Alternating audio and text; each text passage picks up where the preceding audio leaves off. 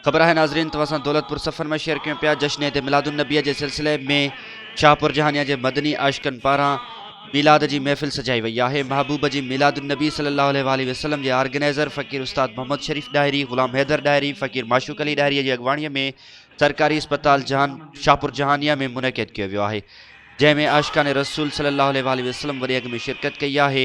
जमात अहले सुन्नत सिंध सूबे के सदर हज़रत अल्लामा मौलाना अलहाज हाजी पीर मोहम्मद इदरीस डायरी, बुलबुल मदीना के फर्जंद मशहूर आलम सगोरे हज़रत अल्लामा मौलाना हाफिज़ अबैदुल्ला डायरी साहब जन खसूसी खिताब फरमायो है। बिनी जहानन के सरदार प्यारे आका हज़रत मोहम्मद सल्लल्लाहु अलैहि वसल्लम के आमद जो ज़िक्र बयान किया। प्रोग्राम में आयल समय मानुन के महबूब की मोहब्बत में झुमाए छो, जैं त सिंध के मशहूर नात ख़्वानन हाफिज़ सनाउल्ला डायरी, ग़ुलाम नबी ओठो, ग़ुलाम कादिर ओठो अमियन शिरकत कई, जैं त महबूब मिठड़े की आमद के मौके में सवें आशिकान रसूल सल्लल्लाहु अलैहि वसल्लम में लंगर तक़सीम किया वियो है।